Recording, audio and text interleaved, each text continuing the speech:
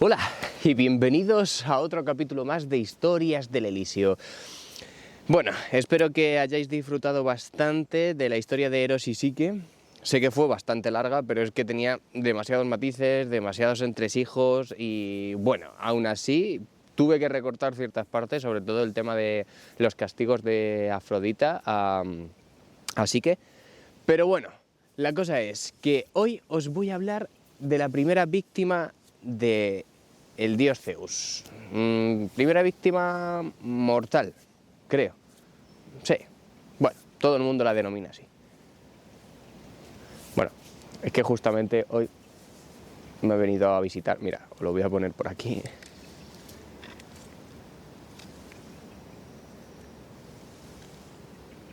Ahí está. Él o ella, que ha venido a verme. Así que nada, bueno, pues empecemos el capítulo. Es bastante interesante porque en esta historia se va a mezclar el tema de la mitología egipcia con la mitología griega, cómo esos dos caminos se unen, y también os explicaré el por qué. Porque creo que alguna vez sí que os he comentado que los romanos cogieron a los dioses griegos y dijeron, bueno, pues nos lo hacemos nuestros, nombramos a los planetas que van a ser nuestras nuevas deidades realmente y les vamos a cambiar los nombres griegos por nombres romanos y listo, ¿no? Pero los griegos hicieron básicamente lo mismo con los dioses egipcios, pero bueno, en esta historia os vais a enterar. Así que quedaos, sentaos y sed bienvenidos a un nuevo capítulo de Historias del Elíseo.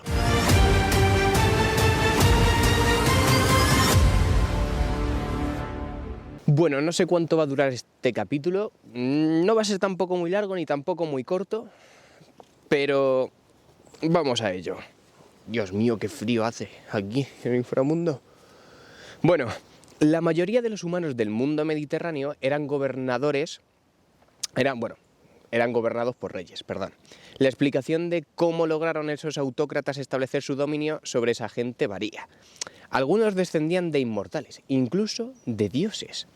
Otros, como es costumbre humana, acapararon el poder por medio de la fuerza de las armas o de las intrigas políticas.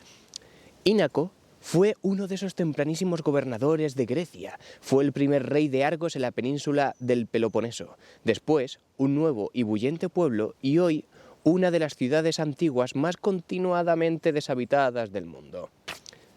La verdad es que tengo que ir a Argos, a ver qué hay. Ínaco fue más tarde semideificado y transformado en un río, pero durante su vida humana, su consorte Melia le parió dos hijas, Io y Micene, que Micene, como curiosidad, dio nombre a la ciudad de Micenas. Nada, tú quédate aquí, es que le encanta escucharme. Micenas se casó satisfactoriamente con un noble llamado Arestor, pero el destino de Io era ser la primera mortal en atraer las atenciones depredadoras de Zeus. Ínaco había escogido a Hera, la reina del cielo, como deidad patrona de Argos, y su hija Io había sido educada como sacerdotisa en el santuario más importante dedicado a Hera en el mundo griego. Si me seguís por redes sociales, en TikTok y en Instagram, os conté el por qué los pavos reales en sus hojas tienen unos ojos dibujados. Y en esta historia os lo voy a volver a contar, pero si habéis estado atentos a los mini vídeos que hago, pues ya lo sabréis. Pero bueno, la cosa es que Zeus coquetease con cualquier fémina hubiera bastado para provocar básicamente a la diosa Hera.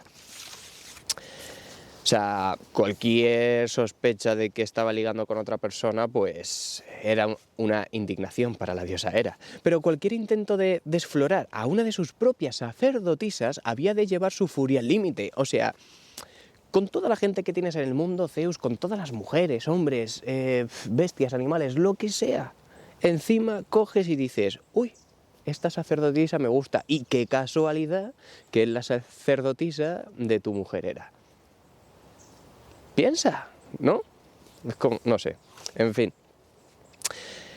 La cosa es que, aún así, deseaba muchísimo a la encantadora Io. cómo poseerla sin que Hera se enterase.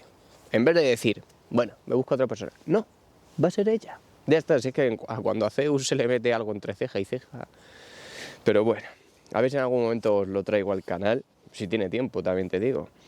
Zeus acarició la barba, se devanó los sesos y se le ocurrió lo que consideró una jugada maestra. Transformó a Io en una vaca, una vaquilla rolliza y preciosa con flancos bamboleantes y unos ojos grandes y amables. Ya está, dijo, bueno, pues ¿qué se me va a ocurrir? Convertirla en vaca. Y punto. ¿Por qué? Si la escondía en un campo, Hera jamás la descubriría. Y él podría visitarla cuando le viniese en gana. O eso creyó. Cuando sobreviene la lujuria, la discreción, el sentido común y la sabiduría se escapan, y lo que puede parecer astuto disimulo a quien es presa de la pasión, al resto se le antoja idiotez claramente burda. Ay, madre mía, si es que cuando el deseo nos posee, hacemos cosas que... En fin, es más fácil esconder 100 montañas de la mirada de una mujer celosa que un amante. No lo digo por experiencia, sinceramente, pero lleva razón. Era para quien las vacas eran sagradas. Encima, las vacas eran sagradas para la diosa Hera. Por lo tanto, me vas a decir tú que no había otro animal para convertirla, yo qué sé, en un pato, por ejemplo, ¿no? Pero bueno, y quien poseía por tanto un ojo experto y avezado para las especies, se fijó en el animal y sospechó su verdadera identidad al momento. La cosa es que aquí Zeus lo que hizo, para que no se diese cuenta Hera, pues Zeus en esos momentos pues sí que ya había intentado tener un poco de relaciones sexuales con Io, y lo que hizo fue crear una nube que nadie se daría cuenta, que no llamaría mucho la atención, ¿sabes? Todo esto, espero que estéis pillando la ironía. ¿Y qué pasa? Que Hera desde el Olimpo dijo, oye, ¿qué pasa aquí? Aquí pasa algo, digo yo, porque esa nube no es medio normal, ¿vale? Era muy cantosa. Y en ese momento, pues Zeus la convirtió en vaca. ¿Qué pasa? Que ahí Hera se dio cuenta de algo y dijo, aquí pasa algo y no me lo están contando. Y este seguro que es mi marido. Estaba claro. Entonces, ¿qué pasa? Que en ese momento en el que estaban reunidos Zeus y Hera un día comiendo tan normal en el Olimpo, pues Hera de repente soltó, oye, qué vaquilla más preciosa, señaló como casualmente a Zeus durante el desayuno en el Olimpo una mañana. Qué formas más perfectas, qué pestañas más largas y qué ojos más bonitos. ¿Qué? ¿Esa vacucha? Respondió Zeus mirando hacia abajo con aire de aburrimiento, fingiendo a donde le indicaba Hera. ¿Ese no es uno de tus campos, querido? Así que debe de ser una de las tuyas. Posiblemente, muy posiblemente. Uno tiene miles de vacas trajinando por ahí. No se puede esperar que las tengas caladas a todas. A mí me haría mucha ilusión esa vaquilla en particular, dijo Hera, como regalo de cumpleaños. Que la verdad es que no sé cuándo es el cumpleaños de estos dioses. ¿En serio? ¿Esa? Seguro que te puedo encontrar un animal mucho más gordo y adecuado. Claro, Zeus ahí ya sudando un poquito la gota gorda, ese sudor frío que te recorre por la espalda, sabiendo que, la has cagado, la has liado, te están pillando y dices, a ver cómo salgo yo de esta. Pues ese sudor. No, dijo Hera, y quienes la conocían habrían reconocido aquel destello en sus ojos y el acero en su voz. Esa es la que me gustaría. Claro, claro, dijo Zeus fingiendo un bostezo. Es tuya, tienes una jarra de ambrosía ahí junto al codo. ¿Me la empujas hasta aquí, por favor? Hera conocía más bien a su marido. Una vez que se enardecían sus inclinaciones libidinosas, no había manera de domesticarlas. Hizo que mudasen a Io a un prado cercado y envió al sirviente Argos, nieto de Ínaco, a vigilarla. Argos era hijo de Micene y Arestor. Era un leal seguidor de Hera, como todos los argivas de esa época, pero también poseía un don muy especial que hacía de él un guardián perfecto para su tía Io. Argos era sobrino de Io, por si no os ha quedado claro. Tenía 100 ojos, ¿vale? Su sobrenombre era Panoptes, el que todo lo ve. Como siempre obediente a la voluntad de Hera, se colocó en el campo. O sea, a ver, aquí ya entramos en un... Podemos entrar en un debate, si queréis. Tenía 100 ojos. A ver, si descendía de Io y era su sobrino, pues obviamente era mortal. Por lo tanto, 100 ojos no. ¿Qué pasa? Que aquí, como curiosidad, muchos de los periódicos del mundo, si buscáis información, se han llamado Argos. ¿Por qué? Porque lo ven todo, ¿no? Los periódicos son las noticias, entonces las noticias pues se supone que ven todo tipo de cosas que pasan alrededor del mundo. Entonces algunos de los periódicos, creo, no sé hasta qué año, no sé tal, se llamaron Argos. ¿Qué pasa? Que este no tenía 100 ojos, sino que simplemente pues era muy avispado, tenía muy buena vista y estaba vigilando todo. Pero bueno, vamos a meter de que Argos era un gigante en algunas historias, que era un gigante de 100 ojos, ¿vale? Así que, como lo queráis interpretar. La cosa es que, como siempre obediente a la voluntad de Hera, se colocó en el campo, fijó 50 ojos en Io y dejó que los otros 50 se paseasen independientemente alrededor y de arriba abajo, atentos a los merodeadores. Zeus vio esto y se puso a andar de aquí para allá furioso. Se le subió la sangre a la cabeza, golpeó la palma de una mano con el puño de la otra, pero él se haría con Io. Se había vuelto una cuestión de principios, derrotar a Hera en aquella guerra silenciosa e inadvertida. Claro, Zeus dijo, bueno, en vez de dejarlo, digo, no, yo lo tengo que conseguir. Y a mí nadie me falta el respeto así, ¿sabes? A mí nadie me reta. Porque Zeus es en plan de, venga, rétame, rétame. Es que le encantan los retos a este hombre. Conocía los límites de su propia astucia. No obstante, así que llamó al granuja más caprichoso y amoral del Olimpo para que lo ayudase. Nuestro amigo Hermes. Hermes comprendió enseguida lo que había que hacer. Dijo, sí, padre, lo que tú necesites. Siempre contento de complacer a Zeus y de sembrar malentendidos, se apresuró hacia el prado de Io. Así que la conversación de Zeus con Hermes fue básicamente, oye Hermes, mira, ha pasado esto, yo tengo una chica, me ha gustado, la he convertido en vaca, lo que pasa es que justamente Hera, pues se la ha querido llevar a su corral y tengo que conseguirla de alguna manera. Y lo que pasa es que ha puesto a un vigilante, Argos, que tiene muy buena vista y puede pillarme. Entonces necesito que me eches una mano. Y Hermes, pues, le echó una mano y bajó. Hola, Argos, deja que te haga compañía un rato, dijo abriendo el cerrojo de la puerta y colándose. ¿Qué vaquilla más bonita tienes ahí? Argos dirigió una decena de ojos hacia Hermes, que se había sentado en la hierba, se sacó sus flautas y empezó a tocar.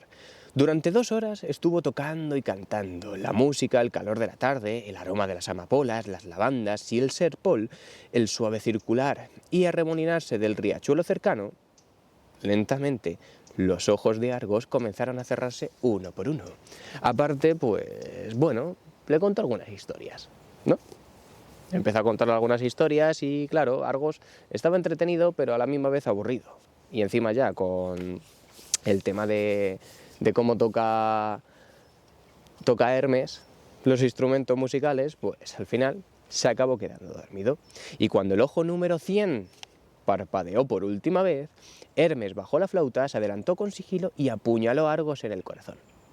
¿Podía haberlo dejado vivo? ¿Podía haberlo dejado durmiendo? Sí. ¿Lo hizo? No.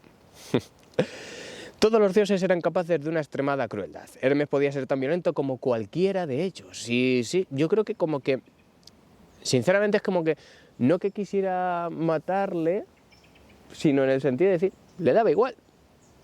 Es un dios y dijo, pues, bueno, no voy a hablar mal, pero bueno, en fin, dijo, me da igual, a tomar por saco. Muerto el perro, se acabó la rabia.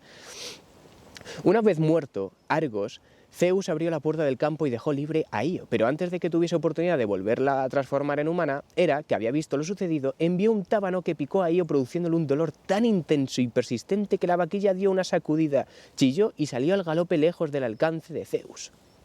Sí, lamentándose por la muerte de su bienamado sirviente, Hera tomó el brillante centenar de ojos y los fijó a la cola de un ave de corral sin estilo ni gracia alguna, transformándola así en lo que hoy conocemos como pavo real, que es el motivo por el que la ahora orgullosa, colorida y altenara ave ha quedado asociada para siempre con la diosa, ¿vale? O sea, los pintores y los escultores pues representan a Hera a menudo en un carruaje tirado por pavos reales. Por esto, los pavos reales tienen ojos en sus plumas, porque Hera cogió todos los ojos de Argos y los puso en sus plumas y así pues cada vez que hablen su cola, sobre todo los machos, que es un símbolo de apareamiento para las hembras, pues muestran todos los ojos de Argos. Y ya está. Y ahora ya sabéis por qué los pavos reales tienen ojos en sus plumas. Bueno, Io, mientras tanto, arremetió por la orilla del norte del mar Egeo. Nadó hasta donde Europa se convierte en Asia, al punto que seguimos llamando en su honor Vado de la Vaca o Bósforo en griego, y siguió trotando, arrasando, sacudiéndose y chillando en su sufrimiento hasta que llegó al Cáucaso. Todo esto porque el tábano seguía detrás de ella y la seguía picando. Allí el tábano pareció ceder por un rato, lo suficiente para que lograse ver la figura de Prometeo retorciéndose de dolor en la ladera. «Siéntate y recupera un poco el aliento, Io», le dijo el titán. «Anímate, las cosas irán mejor». «A peor, difícilmente pueden ir», gimió ella. «Soy una vaca, me está atacando el más grande y rencoroso de los tábanos que se ha visto en el mundo, y Hera va a destruirme. Solo es cuestión de si me pican hasta morir o me vuelvo loca y me ahogo en el mar». Todo esto se lo diría entre bujidos, supongo, ¿no? Porque estaba convertida en vaca. O es que Prometeo, pues... A lo mejor Prometeo sí que entendía el idioma de los animales. No lo sé. «Sé que ahora lo ves todo negro», le dijo Prometeo, «pero a veces veo cosas en el futuro y sé lo siguiente. Recuperarás tu forma humana, fundarás una gran dinastía en la región donde repta el Nilo, y de tu linaje surgirá el más grande de todos los héroes. De modo que no desesperes y ánimo, ¿eh?» Prometeo encadenado, sufriendo todos los días cuando un águila le baja y le come el hígado, y él, ánimo, no te preocupes, que tú puedes, eres una campeona. Así que el héroe del cual estamos hablando, si no habéis caído todavía, es el mismísimo héroe que un día desencadenaría a Prometeo y lo pondría en libertad. ¿Os digo quién es? Pues el mismísimo Hércules. Hércules, o Heracles, descendía de Io. Y rara vez me vais a escuchar decir Heracles, porque Heracles, o sea, no es que no me guste, porque Heracles significa gloria de Hera, pero me gusta más Hércules, que es en romano, fíjate. O sea, coincido con muchos autores y bueno, hay mucha gente que también hace podcasts, sobre todo Paul Gise, por ejemplo, que también hace los podcasts, que la verdad es que me encantan. Pues a él le gusta igual Hércules, y como dice él, al fin y al cabo es una de las mejores cosas que también han hecho los romanos, poner el nombre de Hércules. El nombre es bonito, y los acueductos también, que están muy bonitos. Que en Segovia hay un buen acueducto, que creo que os hice un vídeo hace poco en TikTok y en Instagram donde os hablo de Segovia, y fui a visitar allí pues los jardines del Olimpo también. Así que echadle un vistazo. Bueno, continuamos. Le dijo que ánimo, ¿no? A Io le costó, pese a todas sus tribulaciones, ignorar aquellas palabras de alguien que, incluso mientras lo observaba horrorizada, estaba siendo abierto en canal y devorado por un par de buitres de aspecto maléfico. Sí, creo que antes os he dicho águilas. Pero, sí, es que al principio era un águila, sí. Al principio era un águila, lo que pasa es que luego Zeus dijo, no te mereces que sea un águila, van a ser dos buitres. ¿Qué eran sus ínfimas molestias si las comparaba con el sufrimiento perpetuo de Prometeo? Claro, aquí entramos en un debate en el sentido de, claro, a ti te está pasando algo malo y dices, bueno, a ver, es que la gente también lo está sufriendo muchísimo, muchísimo más que yo, está pasando lo peor que yo, pero eso no significa que tú no lo puedas pasar mal. O sea, lo siento mucho, o sea, aquí te puedo decir, ¿tú lo estás pasando mal? Sí. ¿Has tenido un poco la vida un poco de mierda por culpa de Zeus? Sí. ¿Que Prometeo esté encadenado toda su vida, toda su eternidad, y que los buitres le estén comiendo el hígado, que es un sufrimiento, puede ser peor? Bueno, dependiendo de quién lo sufra. No, al fin y al cabo no vamos a hacer de menos nuestro sufrimiento porque otro esté sufriendo de más. Io se reunió con Zeus en Egipto y le parió un hijo, porque ella estaba embarazada, que ahora os contaré cómo se embarazó, porque esto es increíble ya. Y nació Épafo, que desempeñará un papel importante en la historia de Faetón, que será en el siguiente capítulo, ¿vale? Faetón, hijo del sol. Entonces, supuestamente Zeus dejó embarazada a Io con solo tocarla con una mano, pero Y aquí es donde viene una de las curiosidades. Épafo significa toque. La verdad es que los griegos son bastante originales. Dijeron, bueno, pues como Zeus, con un toque en la frente, no sé de dónde fue, supongo que la frente no sé dónde fue, tocó a Io, la dejó embarazada y dijo Io, pues bueno, le voy a llamar Épafo, que significa toque. Pues wow, originales eran un huevo los griegos, sinceramente. Así que Io también tuvo una hija con Zeus llamada Ceroesa, cuyo hijo, Bizante, fundaría la gran ciudad de Bizancio, ¿vale? Si Ceroesa fue concebida por un toque o por un método más tradicional de reproducción, pues no lo vamos a saber, sinceramente. Puede que Io fuese una vaca, pero fue una vaca muy influyente e importante. Sí, porque Io tuvo una gran descendencia que se quedó en Egipto. Y ahí se empezó a fundar Egipto, Libia y todo, ¿vale? Bueno, la historia ya más o menos ha llegado a su fin. Lo que pasa es que os voy a dar un complemento de esta historia, sobre todo de los descendientes y de lo que os he estado contando antes del tema de por qué se une la mitología griega con la mitología egipcia, ¿vale? Épafo, el hijo de Io, hereda el trono de Egipto de su padre adoptivo Telégono, que era el rey de Egipto en esa época, que estaba casado con su madre Io, y funda numerosas ciudades en Egipto, ¿vale? Casado con Menfis o Casiopea, tiene una hija llamada Libia, que de ahí, pues, nace la ciudad de Libia, ¿vale? El nombre. Y Lisianasa. De estas uniones descienden los libios, los etíopes y los pigmeos, teniendo así estos pueblos un origen común muy argivo.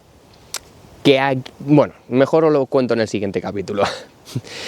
¿Qué pasa con Faetón? Que Épafo era gran amigo de Faetón, hijo de Helios. He dicho hijo del dios Sol. Sé que muchos a lo mejor podréis haber pensado Apolo, porque sé que hay muchos que pensáis que Apolo es el dios del Sol, sí, se le relaciona con el Sol, pero realmente el dios del Sol, bueno, Dios, el titán del Sol, es Helios, ¿vale?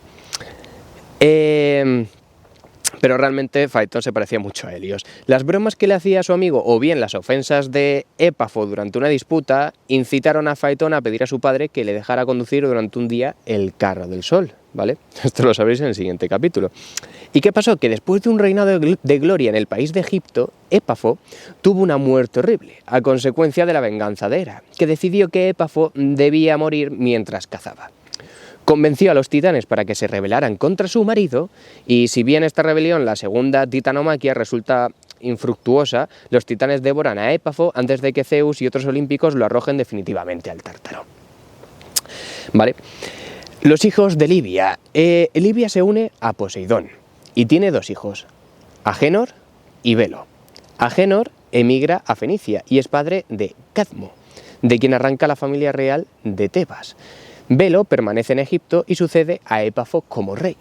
O sea, a partir de ello, todas las historias que van a venir, creo que después,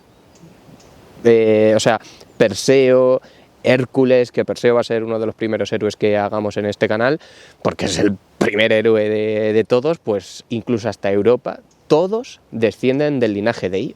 Pero bueno, ya acabando con el capítulo de hoy, bueno, sé que son muchos nombres, sé que es mucha información y con algunos os quedaréis, pero bueno, esto es más o menos un breve resumen de todas las uniones que hay en estas historias que os voy a contar próximamente, ¿vale? Pero para que os hagáis una idea.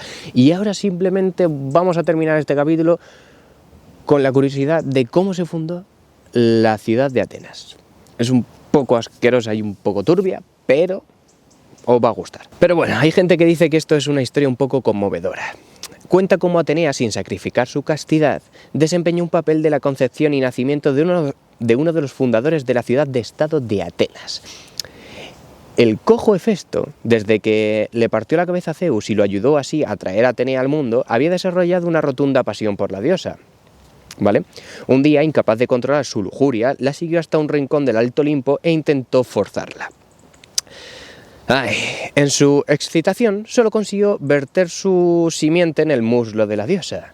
Sí, le cayó un poco de su líquido blanco encima de la pierna a la diosa, ¿vale? Un poco asqueroso y bastante turbio.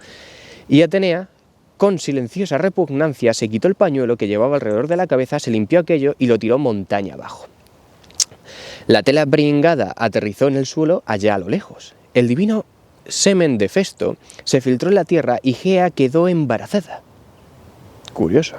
De ella nació un niño, Erecteo. Observando desde el cielo, Atenea vio esto y decidió que aquel niño sería inmortal.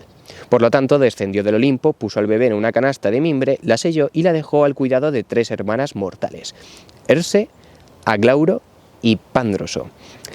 Bajo ningún concepto les dijo Atenea debían abrir jamás la canasta, pero Aglauro y Herse no pudieron resistirse a echar un vistazo. Como siempre digo, la curiosidad mató al gato. Vieron a un bebé retorciéndose mientras una serpiente se enroscaba en su cuerpo. Y para Atenea, todas las serpientes eran sagradas y aquella era parte del encantamiento que la diosa estaba usando para dotar al niño Erecteo de inmortalidad. La pasmosa visión volvió locas al instante a las 2 mujeres, que se lanzaron desde la cima de la parte más alta de la montaña que hoy llamamos Acrópolis o Alta Ciudadela. Erecteo creció y se convirtió en Erictonio, el legendario fundador de Atenas. Así que si visitáis la Acrópolis de Atenas, hoy todavía podéis ver justo al norte del Partenón el hermoso templo llamado Erecteón. Su famoso pórtico de las Cariátides, unas damas con toga haciendo las veces de columnas, es uno de los grandes tesoros arquitectónicos del mundo. No muy lejos se erigieron santuarios a los pobres Aglauro y Herse, como debe ser. Así que sí, esta era la historia curiosa de uno de los fundadores de la ciudad de Atenas. Voy a ver si pronto me paso por Grecia, por Atenas y os puedo grabar algunos vídeos por allí. Así que nada, muchas gracias por estar aquí, darle me gusta, compartirlo, darle apoyo, comentar lo que queráis sobre esta historia, sobre qué más historias queréis escuchar. Me gustaría saberlo, la verdad. Y nada, nos vemos pronto en un nuevo capítulo de Historias del Elíseo.